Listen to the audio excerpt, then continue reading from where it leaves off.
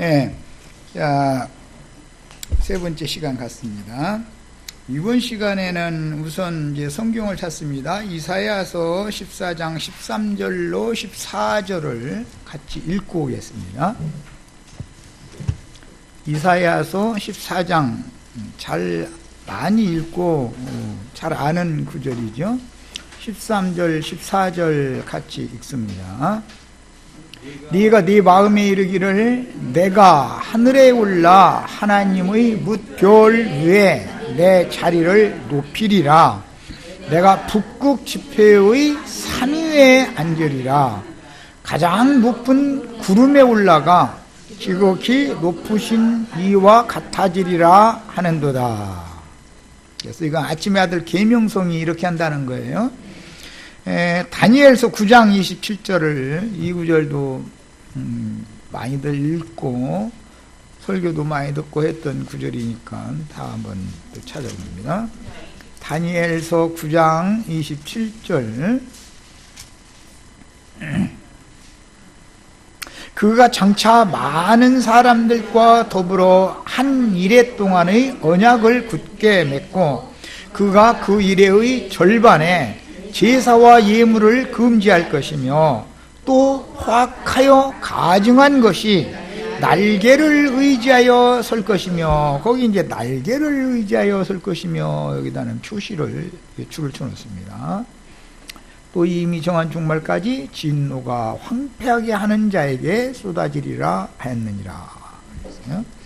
이 말씀을 마태복음 24장에서 예수님이 해석하면서 인용을 한 구절이 마태복음 24장 15절이죠. 자, 마태복음 24장 15절을 읽습니다.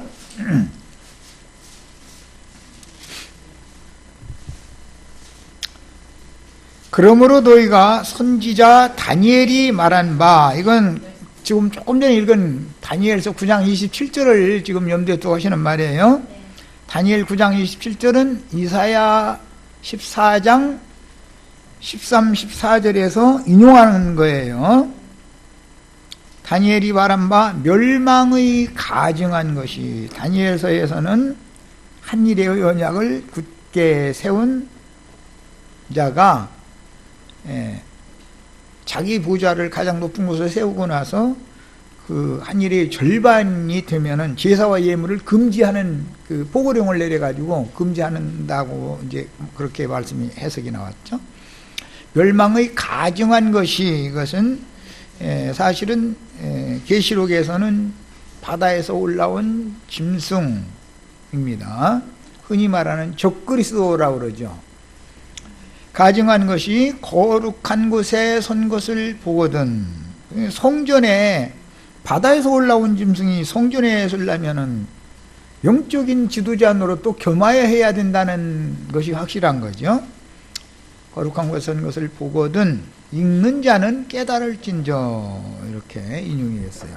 데살로니가 후서 2장에 이 말씀이 다시 재인용이 되죠. 자, 데살로니가 후서 2장을 읽습니다.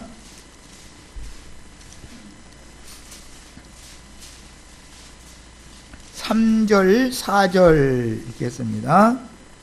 누가 어떻게 하여도 너희가 미혹되지 말라. 먼저 배도하는 일이 있고 저 불법의 사람, 여기에서는 그 멸망의 가증한 것, 날개를 의지하여 거룩한 곳에 설자라고 그랬는데 이게 불법의 사람이다, 이렇게 됐죠.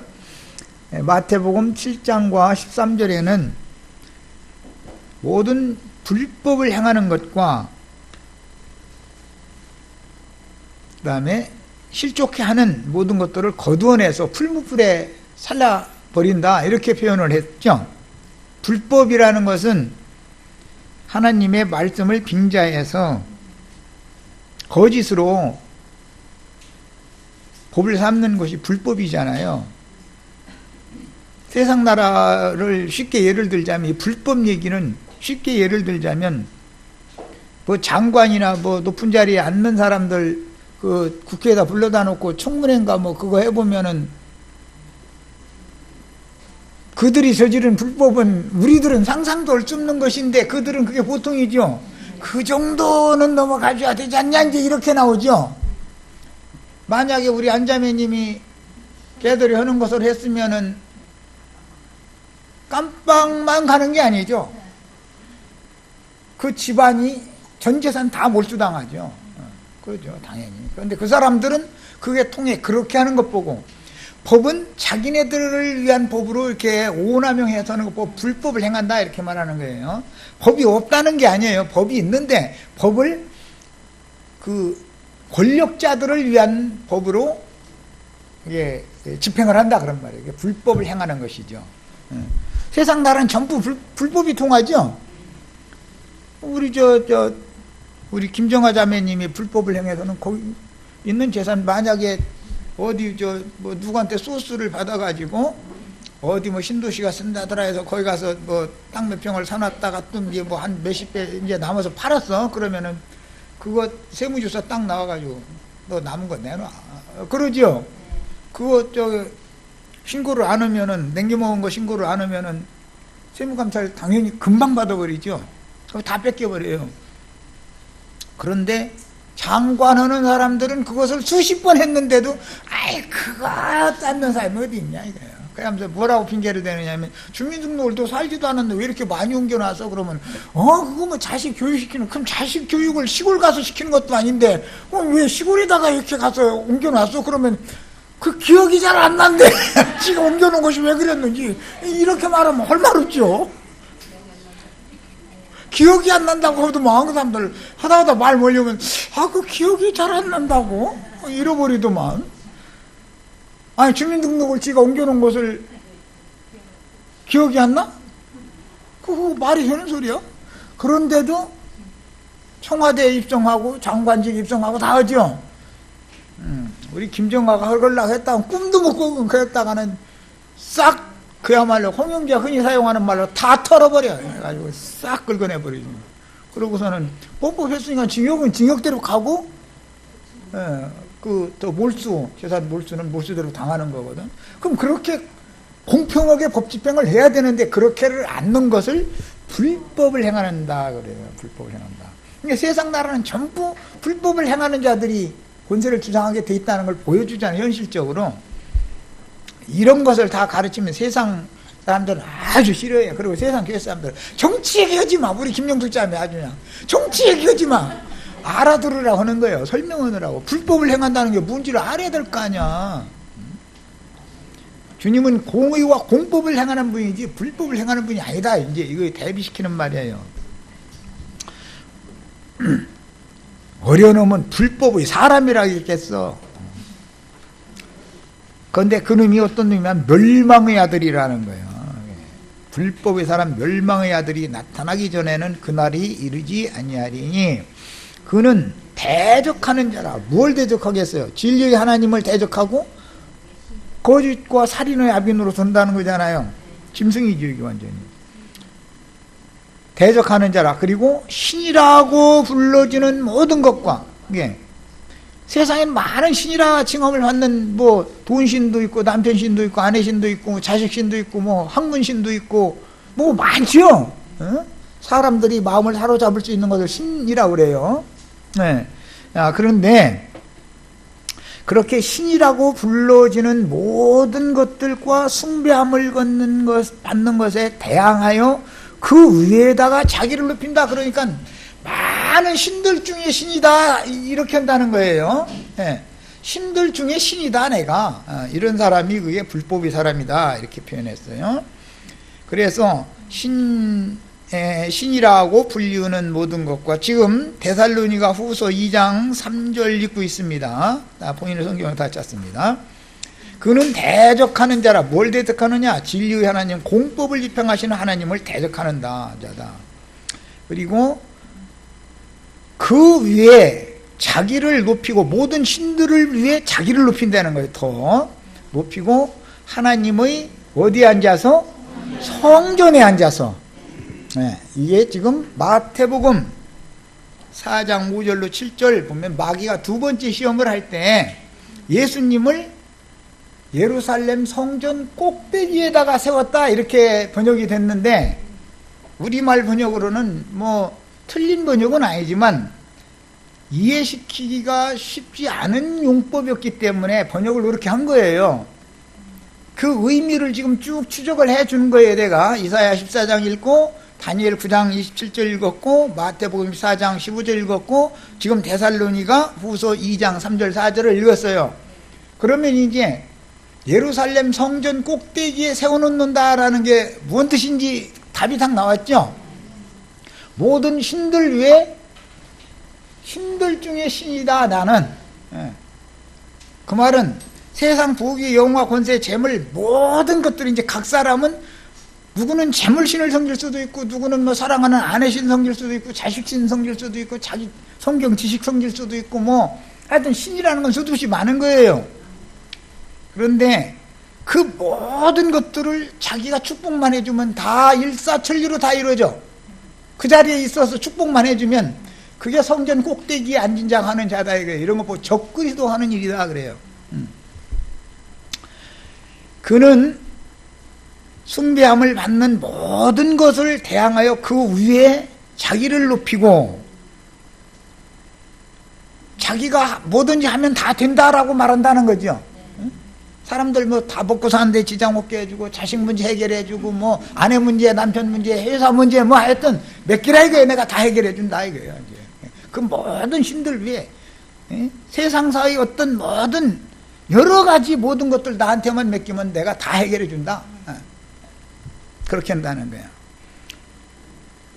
내가 너희와 함께 있을 때에 이 일을 너희에게 말한 것을 기억하지 못하느냐. 이게 이미 바울 사도께서는 데살로니가에 전도를 하러 갔을 때 이런 일이 반드시 일어날 거다라고 이미 가르쳐 놨다는 말이겠죠. 이미 그런 말을 했잖냐. 그러니까 지금이 그때다 해가면서 미혹하는 자들이 와도 너무 소란 피지 말아라. 이런 자가 나타나야만, 증거로 나타나야만 내가 말한 이제 바울 사도가 말한 흔히 말하는 말세라고 하는 것이 실현되는 거다. 지금 이걸 설명하느라 얘기를 한 거예요. 자, 이제 문자상으로 볼 때 성전 꼭대기에, 예루살렘의 성전 꼭대기에라고 그랬는데 그 성전의 꼭대기라고 하는, 성전이라는 말은 예루살렘 성전은 모르는 사람 없으니까 성전의 꼭대기라는 말은 신의 보좌다 이거예요. 신의 임재처소, 하나님의 보좌에 예수를 그곳에다 갖다 사탄이 세워놨다 그 말이에요. 근데 이 꼭대기라고 하는 이 단어는 히브리어로 이거 카나프라고 하는 용어에서 이제 나온 말인데 다니엘 9장 27절에는 날개에 의지해서 서지 못할 것에 설 것이다 그 자가, 이렇게 아까 읽었죠. 그 날개라는 용어예요. 구약 성경에 보면 날개라는 말이 많이 나와요. 날개. 그 날개라는 말이 번역하면 의미가 무슨 뜻이냐면 꼭대기라는 말이에요. 극이라는 건 가장 높은 곳, 그런 뜻이에요. 아침의 아들 계명성이 북극 지폐 위에, 그 다음에 가장 높은 산 위에 자기 보좌를 거기다 좌정한다, 그걸 원했다는 거잖아요. 거기에 말하는 북극이라고 하는, 거기 북극 할 때 그 극자가 여기 신약 성경에 나온 예수님을 예루살렘 성전의 꼭대기 할 때 그 극이라는 말이 극, 그런 뜻이에요. 그런데 왜 날개라고 번역을 하느냐? 이것은 하나님께서 어둠의 세상에 빛을 보내시면 빛이 그냥 오는 게 아니라 빛의 파장을 통해서 온다 이거예요. 파장을 통해서. 그러니까 천사들이 무슨, 이게 사람들은 상상을 할 때 다 천사들은 날개가 있다고 생각하죠. 그룹이나 스랍은 날개가 있죠. 두 날개는 머리 부분을, 두 날개는 발 부분을, 나머지 두 날개로는 날아가는 데 사용을 한다고 되어 있죠. 스랍도 마찬가지고 이렇게 날개가 있어요. 그건 무슨 뜻이냐? 하나님이 하늘 보좌에서 빛의 천사들을 어둠의 세상에 보낼 때 빛이 세상에 와야 되니까 빛의 파장을 통해서 오는 게 이게 천사가 세상에 보냄받는 것을 형상화하는 말인 거예요. 그런 뜻에서 날개라고 번역을 한 거예요. 그는 인간보다 훨씬 가장 높은 하나님 보좌에서, 가장 높은 곳이 하나님이 계신 곳이니까 그곳에서 함께 하나님의 보좌 앞에서 하나님을 섬기는 직무를 행하는 사자라는 뜻에서 날개라고 표현을 한 거예요. 그건 이제 의역을 한 뜻이 되는 거죠. 자, 그래서 이제 이게 히브리어는 카나프라는 용어인데 헬라어로는 프테리기온이라고 그래서 히브리어의 카나프라는 용어를 헬라어로 번역을 한 말이에요. 이건 70인역 성경, 히브리어와 아람어로 되어 있는 70그 성경을 헬라 시대에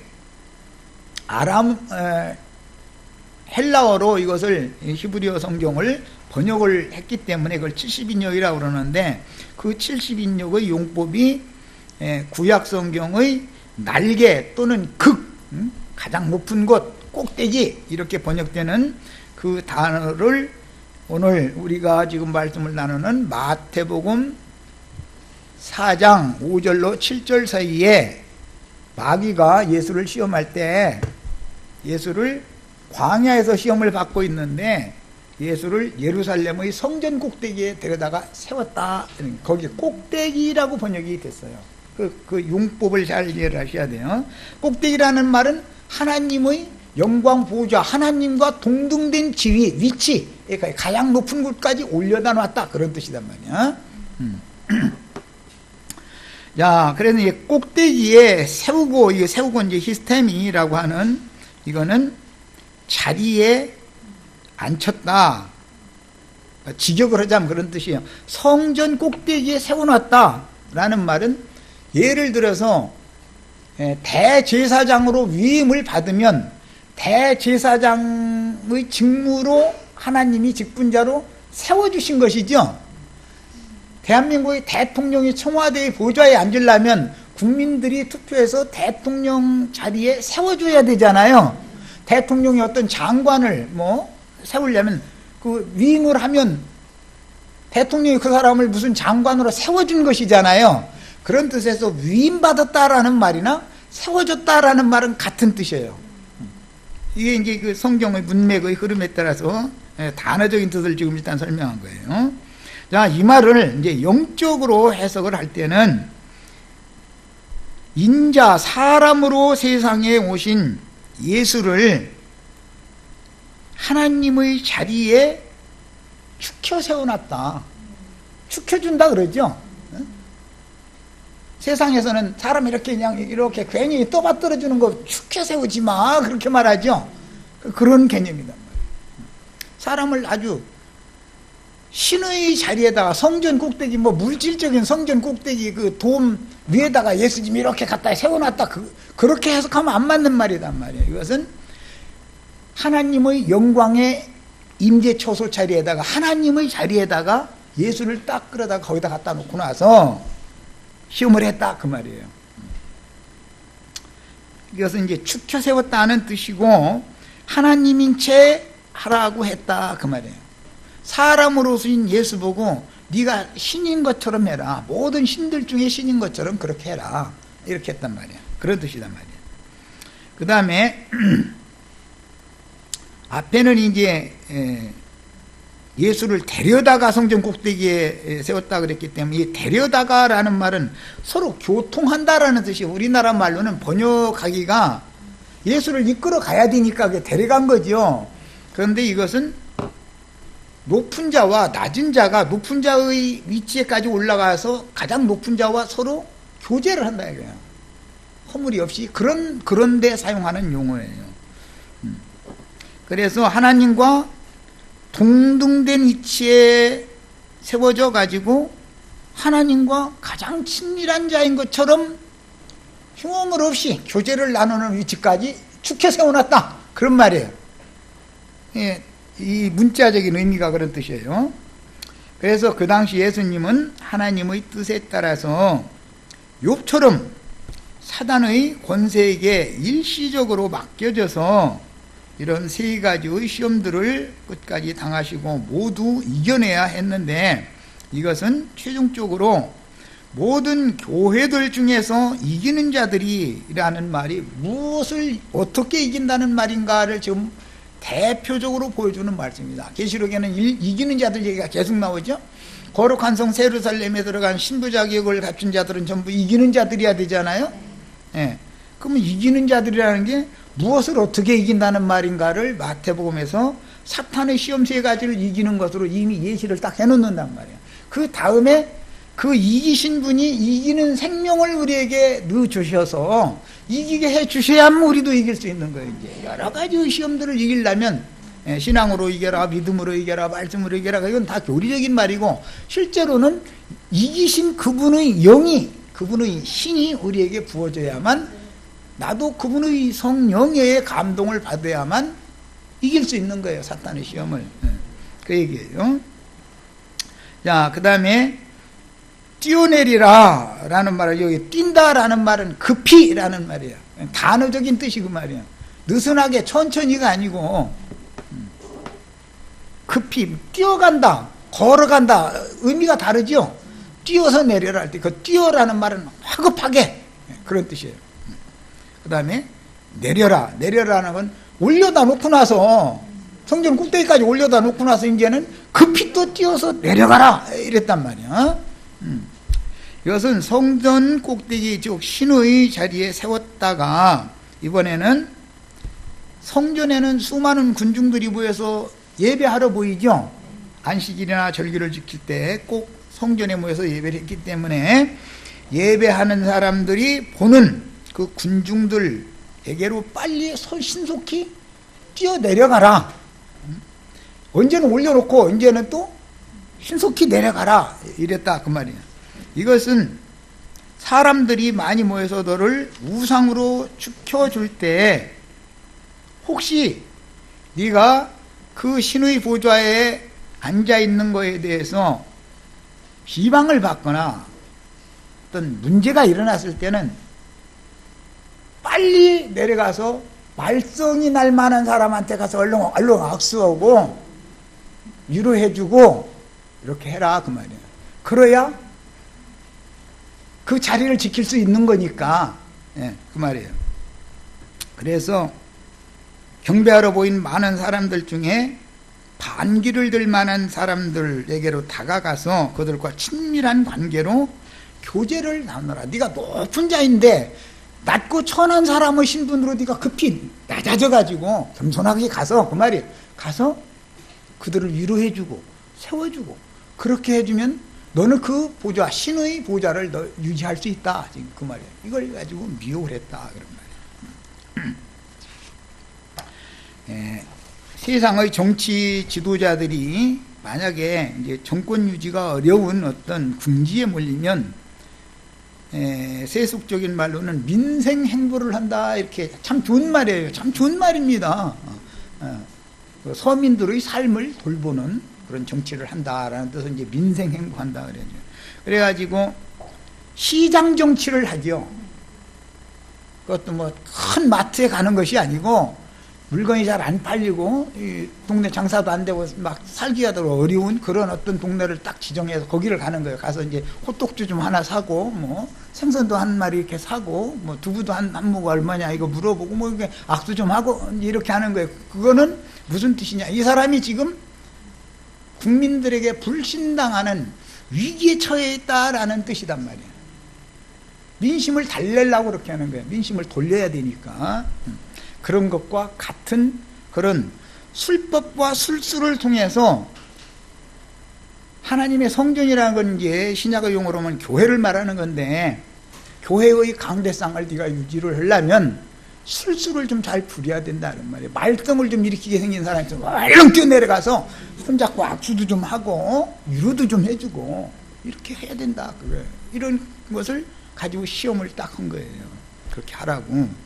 이 말은 평소에 화려하게 살다가 갑자기 우상신의 자리에서 뛰어내려서 소위 말하는 신자들에게 다가가는 모습을 보이는 것은 그에게 술법 위선자로서의 기술을 가르쳐 주는 거예요. 너 그거를 해라. 그러면 그 높은 자리를 계속 유지할 수 있다. 그 성전의 꼭대기를 너는 계속 유지하고 싶으면 이걸 해라. 이러고 시험을 했다는 거예요. 그런 말이에요. 이 말은 예수님을 위선자 되게 만드는 시험을 했다라는 말이에요. 쉽게 표현합니다. 그러나 인자 예수는 창세 전부터 아버지와 함께 영광의 자리에 이미 계시다가 요한복음 17장에 보면 그랬죠. 내가 창세 전부터 아버지와 함께 영광을 누리던 그 자리로 나를 다시 데려가 주시라고 그랬죠. 이미 하나님의 영광에 함께 계시던 분이 사람의 모양으로 세상에 오신 거단 말이에요. 지금 낮고 천한 모습으로 인간의 모습으로 세상에 오신 거예요. 그래서 인자로서 사람의 인두껍을 쓰고 세상에 오신 이상은 자신을 하나님의 본체시지만 신의 위치에 절대 두시지 않는 분이란 말이에요. 예수님은 종의 형체로 자신을 낮춰서 죽기까지 복종을 하셨다 그랬어요. 그러니까 하나님이 그를 높이사 모든 이름 위에 뛰어난 이름을 주고 모든 무릎을 그 앞에 꿇게 하셨다 이렇게 하나님이 정상적으로 그분을 하나님의 영광의 자리로 올려주셔야만 되는 건데, 사탄이 갖다 올려놓고 나서 너 그 자리 지키려면 위험할 때는 이렇게 해라 라고 꾀했다 이거예요. 그런데 예수님은 그걸 거부했다는 거예요. 지금 이것은 목회자들이 쉽지 않은 일입니다. 이게 구절은 다 읽어도 읽으면 무슨 소용이 있어. 본인의 실제 삶은 그렇게 못하면 소용없는 거지. 그래서 현재도 주님은 천천만만의 수종 천사들을 보내셔서 주님의 지자들의 발을 지켜주심으로 돌에 발이 다치지 않게 한다라는 그런 뜻으로 시편 91편이 기록된 게 아니었다는 거 오전 시간에 읽었죠? 걸려 넘어지지 않게 한다 이거예요. 돌불에 걸려서 실족하지 않게 지켜주는 것을 시편 91편이 말한 건데, 누구를? 지존자, 전능자의 날개 그늘 아래 자신의 모든 것을 맡기고 부탁하고 그 안에서 주님의 보호를 받기를 간절히 원하는 그 믿음의 사람들을 지켜준다는 말인데, 성전 꼭대기에 올라간 사람 거기서 뛰어내리면 천사들이 와서 발게 받들어 가지고서 돌에 발 다치지 않게 해준다는 말이 아니었단 말이에요. 천사가 성경 구절을 오남용해서 깨는 거예요. 이렇게. 그런데 이것은 예수님과 예수님을 정말로 신실하게 충성된 종으로 섬기던 사도들이나 모든 증인들이나 진실한 성도들에게 하나님의 보좌의 영광을 수직하고 하나님의 명령을 전달하는 사명을 맡은 빛의 사자들을 주님과 주님의 지지자들에게 보내서 그들이 연약한 가운데 있을지라도 뭔가에 허탄한 어떤 욕심을 내게 한다거나 뭐 높아지려고 한다거나 자꾸 하나님과 동등된 비교하려고 하는, 제가 신인 체 하려고 하는 그런 야심이 목회를 하다가 사람들이 많이 모이면 그게 든다는 거예요. 그때도 시험당하지 않도록, 걸려 넘어지지 않도록 지켜주신다 그런 뜻이었단 말이에요. 그래서 표적을 구하는 유대인들에게 만약에 이적적으로 성전 꼭대기에 있다가 갑자기 거기서, 그게 얼마나 높은데 거기서 뛰어내리면 죽지. 그리고 거기서 뛰어내리면 머리가 땅바닥에 부딪히지 발이 돌에 부딪히는 것도 아닌 것이고, 거기가 무슨 지금 우리나라 현대 아파트 높이로면 29층 정도 높이인데 성전 꼭대기라는 데가, 거기서 뛰어내리면 머리가 쳐박히는 것이지 발로 이렇게 와서 돌멩이 받고 그렇게는 않는 거거든. 그게 어떤 성경이 말하는 의도를 잘 영적으로 깨닫는 게 필요하다. 그러려면 오늘 우리가 말씀 나눈 것처럼 성경으로 성경을 해석하면 그대로 해석이 된다 이런 말이에요. 야, 이제 표적을 구하는 유대인들에게 그런 이적 기사를 행하면 유대인들이 하나님의 아들이요 메시아라고 추앙을 하게 되고 맹신자들이 될 수가 있죠. 만약에 성전 꼭대기에서 그냥 안전하게 그냥 비행기가 이렇게 안 뜨, 그렇게 만약에 어떤 새가 날아가다가 착지하듯 그렇게 딱 예수님이 했어, 만약에 문자대로. 그러면 거기 절기짓길은 수백만 명이 모이는 건데, 수백만 명 앞에서 그거 보여주면 극복해야 하네요. 신이 하강하셨네. 다 그럴 거란 말이에요. 그런 허영심을 지금 예수님이 사역을 시작하기 바로 직전에 시험 받는 중이니까, 이 시험이 끝나면 전도를 하러 나가실 거거든 이제. 허영심을 부축해서 허망한 과대망상을 유발시키고 지금 40일이나 금식을 해가지고 기진한 예수님을, 그 정신을 혼미하게 만드는 중이다.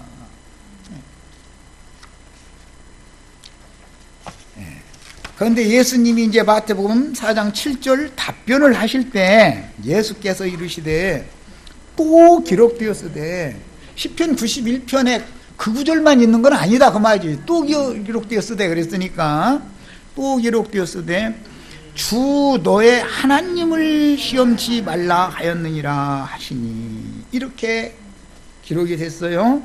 이 말은 우리말로 쉽게 표현하자면, 이 어리석은 자야, 그 마귀 보고, 마귀가 사람의 모습으로 세상에 오신 하나님, 예수의 잉태 과정에서부터 하나님의 성령으로 잉태됐죠.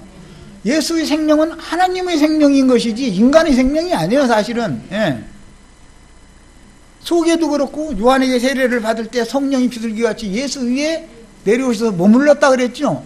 안팎으로 하나님의 신으로만 충만하신 예수인데, 그 예수님을 이렇게 시험을 하니까 네가 주 너희 하나님을 시험하려고 하느냐라고 지금 응수를 하는 말이에요. 마귀에게 응수를 하실 때 기록된 말씀을 인용하셨는데, 이걸 우리말로 쉽게 표현하자면, 또 기록되었으되 주 너희 하나님을 시험하지 말라 하였느니라, 이 말씀을 가지고 응수를 한 것은, 너 눈 멀어가지고 나와 함께 계신 참 하나님을 너는 안 보이지, 그 말이에요.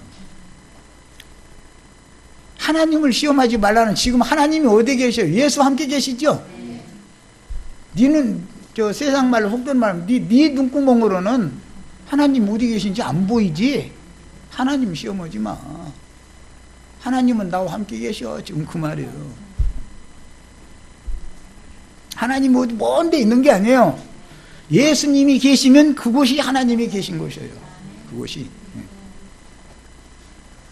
그래서 너는 눈 멀어서 나와 함께 계신 참 하나님을 넌 몰라보기 때문에 성경을 함부로 오남용해서 나를 시험하려고 그래? 하나님 시험하지 마, 그랬단 말이야. 하나님 시험하지 마, 그 말은 나를 시험하지 마라는 말과 같은 본격이다 그러는 거예요. 왜? 예수 안에 하나님이 계시니까. 예수님 스스로 그랬어요. 나와 아버지는 하나다. 내 안에서, 아버지께서 내 안에 계셔서 그 일을 지금 하시는 중이다. 내가 내 말을 하는 게 아니라 나는 나를 보내신 이의 말씀을 전하는 중이다, 이랬어요. 이처럼 앞에서 살폈듯이 말씀이신 여호와 하나님은 말씀이죠. 태초에 계신 분은 말씀이죠. 하나님이 계셨다라는 말은 말씀이 계셨다 그 말이에요. 말씀이신 여호와 하나님은 인자 예수의 혈육의 몸을 빌려서 종의 모습으로 세상에 오셨기 때문에, 그분은 보내신 이의 뜻을 거슬리고 종의 신분으로 보냄을 받았으면서 주인 자리에 올라갈 분도 아니고, 올라가라고 한다 해서 거기에 세워져서 뭐 큰 소리 칠 그런 분도 아니고, 하나님 예수님은 아무리 미혹해도 마귀가 예수님을 당할 수는 없는 거예요. 마귀가 유혹하는 대로 따를 바에는 인자의 몸을 입고 세상에 오실 필요조차도 없는 분이다 이거예요. 이미 세상에 사람의 모양으로 오실 때는 이런 걸 이미 다 초월한 분이다라는 거예요. 이미. 그런데 마귀는 여전히 아직도 예수님을 하나님의 아들로 인정하지 않기 때문에, 네가 만일 하나님의 아들이거든이라는 전제 조건으로 자꾸 시험을 하는 거예요. 만일이라는 말은 하나님의 아들이라고 네가 그러는데, 하나님의 아들인지를 무엇로 증거할 거야? 사실은 그 말이잖아, 속으로. 이것은 예수가 메시아 하나님의 아들이라는 사실을 지금 부인하는 중이다. 불신이 가득한 말이다. 예수 그리스도를 외모로 보지 않고 그분과 함께 하시는 하나님의 성령의 일을 바로 한다면 마귀는 애당초 예수님한테 시험하기 위해서 접근도 않죠. 이 사람은 시험해도 내가 이 사람은 못 쓰러뜨린다 싶으면 시험을 안 쳐. 자기가 못하게 왜 접근하겠어요? 처음에 예수님이 누군지를 지금 모르니까 마귀가 함부로 덤빈 거예요, 사실은. 첫 아담은 말씀을 쉽게 버릴 수 있는 사람이었기 때문에 넘어졌지만 예수님은 말씀을 쉽게 버리는 분이 아니다. 말씀 자체니까 그분이. 그래서 주님을 하나님의 아들로 인정하지 않으려는 마귀는 주님의 또 기록한 말씀 인용의 뜻을 깨닫지 못하고 있는데 주님께서 기록되었으되 주 너의 하나님을 시험하지 말라 하였느니라 라는 성경 인용은 내 안에 그 다음에 나와 함께 안팎으로 계신 거예요. 하나님은 지금 예수님과 살아계신 주 너의 하나님을 알아볼 수 없도록 연약한 인간의 모습을 입고 네 앞에 마주 서 있는 내가 바로 하나님이야. 너 하나님 시험하지 마. 이렇게 막 응수한 거예요. 이 말은. 그런데 마귀 눈에는 이게 안 보이죠. 예수를 마귀가 보는 것은 외모로만 보니까 너무 아무것도 아닌 인간의 모습으로, 연약한 모습으로 왔기 때문에 시험을 하고 덤빈 거예요. 그분이 자기를 창조하신 조물주 신이 그분과 함께 인자 예수와 함께 한다라는 것을 알았으면 애당초 접근도 않죠. 접근해야 되지. 자기의 창조자 앞에서 지가 시험한다고 될 일도 아니니까, 이거는. 그래서 아무리 마귀라도 사람을 눈을 가려놓는 것은 그건 누구나 모든 사람이 눈 떴지만 다 당달봉사들로 사는 거고, 마귀도 하나님께서 가리면 마귀도 소경으로 서게 돼 있는 거다. 하나님을 누구나 다 그냥 알아보는 건 아니다. 이게 얼마나 중요한 말인지 근원을 알아야 된다. 모든 것은 아버지, 히브리어 단어 1번이 뭐냐, 아브라는 아버지라는 말이에요. 조상, 씨, 아버지. 그게 말씀이란 말이에요. 말씀이 씨이기 때문에 모든 것이 근원이다. 말씀으로 창조했어, 우주 만물이. 말씀대로 경영되는 거예요. 말씀으로 붙들고 계신 거예요. 그래서 그 아부, 근원자, 태초부터 계신 이는 아무나 다 보이는 게 아니다. 마귀라도 가려놓으면 안 보이는 거예요. 원래 육신의 모습으로 살짝 가려놔버려. 못 보는 거예요. 출애굽기 다 같이 펴니다. 이제 17장 7절을 읽겠습니다. 본인의 성경을 다 같이 펴니다.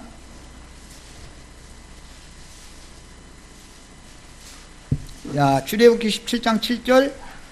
그가 그곳 이름을 마사 또는 무리바라 불렀으니 이는 이스라엘 자손이 누구와 다퉈요? 이스라엘 자손이 여호와 하나님과 애굽에서 이스라엘 자손을 모세를 통해서 광야로 불러내신 그 하나님과 다툰다 이거. 왜? 광야로 나오니까 마실 물이 없는 거예요.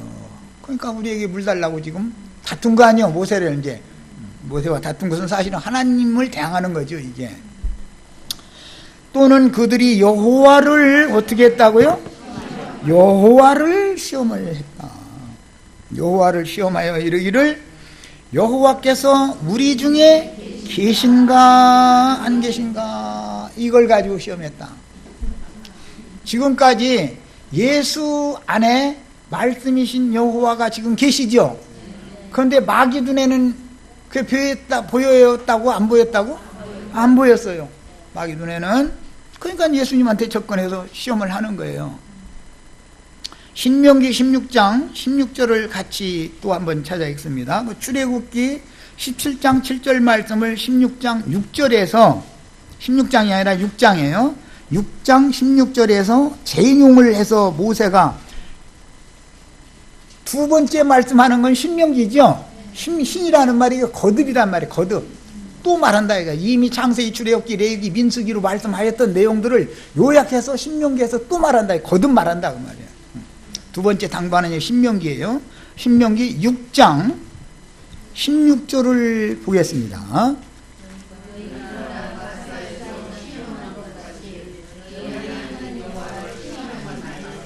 자, 이 말씀을 예수님이 지금 마귀에게 증거로 댔죠. 16장, 6장 16절 말씀은 인용이 어디에서 온 거죠? 출애굽기 17장 7절 마사 무리바에서 하나님 여호와를 백성들이 시험한 거기에서 따온 말이죠. 출애굽기 말씀을 신명기를 통해서 모세가 다시 말하고 있는 중이다. 신명기 6장에서. 자, 그래서 이것은 예수님이 마귀에게 응대한 이 말씀은 출애굽기 17장 7절 말씀을 신명기 6장 16절에 다시 말씀하신 것에 근거해서 무리바 물 사건에 기인되는데, 거기에서 이스라엘 백성들이 모세를 대항해 가면서 여호와를 시험했던 것은 여호와께서 우리 중에 계신가 안 계신가 함이라 이렇게 돼 있죠. 사람이 왜 시험을 당해요? 여호와께서 우리 중에 계신가 안 계신가 헷갈리면 마귀 시험에 넘어지죠. 내 안에 계시고 우리와 함께 계신 사실 임마누엘 하나님이다 그래요. 하나님이 죄인된 사람을 구속하시고 사람과 함께 계신 하나님을 임마누엘 하나님이다 그래요. 이게 너무 분명하면 예수님은 지금 하나님이 함께 계시죠. 이게 분명하니까 마귀 시험을 이길 수 있는 거예요.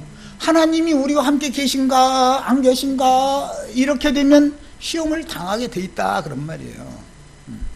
여기에서 마태복음 5장 7절 말씀이 인용이 되고 있는 말이다. 그러니까 늘 말씀드리지만 성경을 해석할 때는 마태복음 4장 7절 말씀, 성경을 해석할 때는 근원을 가서 찾아봐야 된다.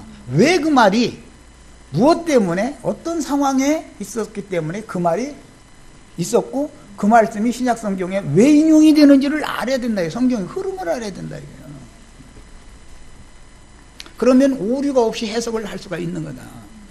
우리 형제 자매님들도 삶 가운데에서 어려운 문제가 오고 시험이 오고 그럴 때 흔들흔들 한다라는 것은 왜 그러는 거예요?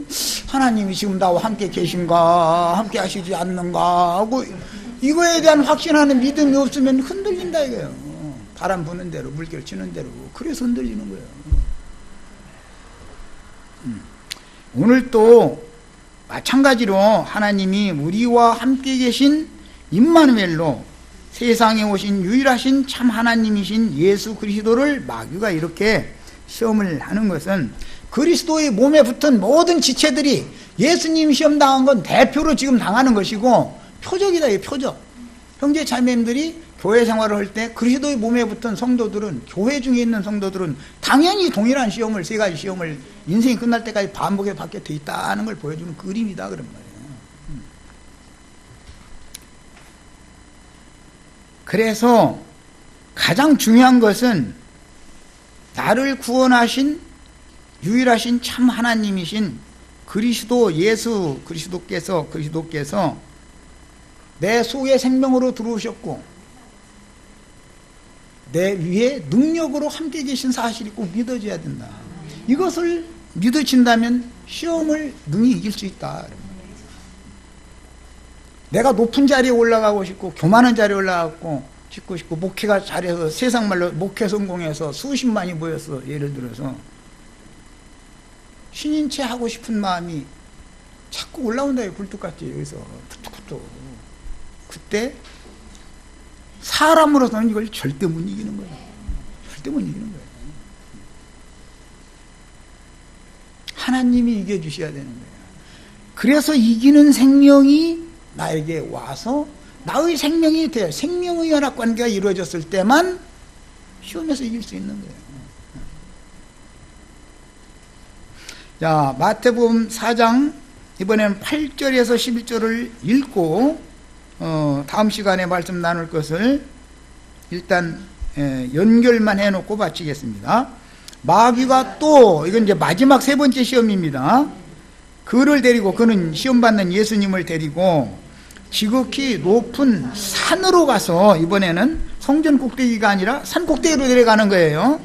산으로 가서 천하만국과 그 영광을 보여 이르되, 만일 내게 엎드려 경배하면 이 모든 것을 네게 주리라. 이 모든 것이라는 게 뭐죠? 천하만국과 천하의 영광이죠. 그것을 너 나한테 절해. 그러면 내가 이 모든 영광을 너한테 줄게. 마귀가 그랬다는 거예요. 그러니까 예수님이 응수를 하는 거예요. 이에 예수께서 말씀하시되 사탄아 물러가라. 기록되었으되 주 너의 하나님께 경배하고 다만 그를 섬기라 하였느니라. 다만 그를 섬기라 그 말은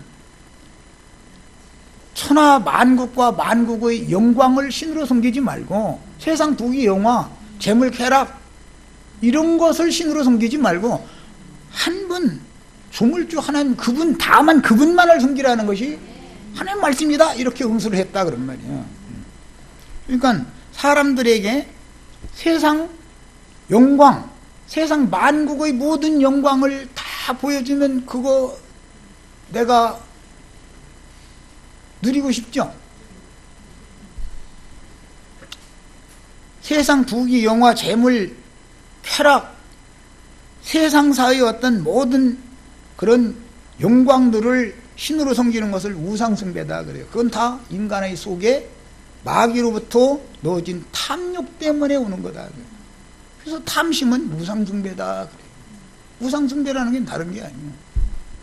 마귀에게 절하는 게 우상숭배죠. 지금 마귀가 너 나한테 절하라는 거잖아요. 근데 나는 태초부터 스스로 계신 여호와 그분의 말씀만 숭배하는 사람이지, 그분의 말씀만 찬양하고 그분의 말씀께만 순종하는 사람이지, 너한테 내가 절하면 나는 우상숭배하는 거야. 나는 그렇게는 못하겠어. 그랬다는 거예요. 뭐 예수님의 대답이 이거예요. 그런데 이제 그렇게 하니까 이에 마귀는 예수를 떠나고 그랬는데 잠시 떠났다. 잠시 떠났다. 사역 중에 이제 베드로를 입고 나타날 수도 있죠. 베드로가 사탄으로 둔갑할 수도 있죠. 이 사탄아 내 뒤로 물러가라 할 때 베드로 보고 한 말이에요. 그러니까 앞으로 또 시험을 하러 올 때는 가까운 사람을 둔갑돼서 나타난다. 먼 데 사람으로 나타난다. 여기 지나가는 아저씨 아주머니들이 여기 와서 우리 시험할 일은 없죠. 제일 가까운 사람이 누구예요? 그래서 자기 집안 식구다 그랬죠. 원수가 집안 식구다 그랬어요. 제일 가까운 사람이다 이거예요. 아버지, 어머니, 며느리와 시어머니 관계, 자식과 형제들의 관계, 제일 가까운 사람으로 인두껍을 뱀이 뒤집어 쓰고 살그머니 들어와서 신앙을 혼잡시키는 어떤 어지러움을 줄 수도 있는 거예요. 꼭 먼 데 사람만을 통해서 시험하는 게 아니에요. 예, 잠시 떠났는데 이거 아주 떠난 건 아니에요. 지금 잠시 떠났으니까 곧 올 거예요. 이제 와서 오는데 좋은 모습으로 오지, 마귀가 어두운 모습으로 검은 옷 입고 이렇게 하고 나타나면 속아요 안 속아요? 강대상에서 여러분 오늘부터는 강도질을 해서라도 잘 삽시다 이렇게 외치면 손님이 모여요? 떨어져요? 마귀는 그렇게 미련하게 접근하지 않습니다. 빛의 천사인 것처럼 광명을 가장해서 접근하게 돼 있다. 베드로가 주여 막 난 죽으러 가야 된다. 주여 그리 마옵소서 막 예수님이 죽으시면 우리 여태 믿던 게 뭐냐 이거야. 아주 가까이 있는 사람을 통해서 예수님은 죽어야 되는 게 너무 당연한 건데 그 얘기를 해주면 주여 그리 마시라는 거예요. 왜 주님이 죽으시면 되냐고, 내가 대신 죽을게요 막 이렇게 나가는 거예요 이제. 그럼 그게 사탄이다 이거야. 그게 하나님의 일을 방해하는 자다 이게. 그러니까 무슨 어려운 문제만 가지고서 시험한다고 해서는 절대 안 속는다. 괜히 말이요 지나가던 거 말이요 당신 거 돈 없으면은 유리창 깨고 들어가서 훔쳐갖고 튀어 막 그렇게 가르치면은 속을 사람 하나도 없어요. 안 속습니다. 그것도 꼭 사고 싶지. 그러면 오늘부터는 투잡해. 한탕 더 뛰어야 되겠구만. 성경 읽고 뭐 말씀 들으러 가고 그럴 시간이 어디가 있어. 지금 그거 하려면 조금씩 해서 모아야 되잖아. 너 얼마나 좋은 말이 옳은 말이죠. 도둑질을 하면 안 속아요. 그 말이에요. 돈 벌러 가야 할 시간에 말이에요. 가서 거기 가서 말씀 듣는다 그러고 가지고 너 미친 거 아니야? 왜 그렇게 어리석은 짓 해? 그럼 그 말 들어보면 너무 그럴싸하거든 이게. 이렇게 속이는 거다. 일단 오늘은 여기까지 하고 다음 시간에 이제 산 꼭대기로 데려다 놓은 얘기는 다음 시간에 하도록 하겠습니다. 성전 꼭대기에 데려다 놓은 얘기는 이미 오늘 이제 끝났어요. 자, 여기까지서 마칩니다.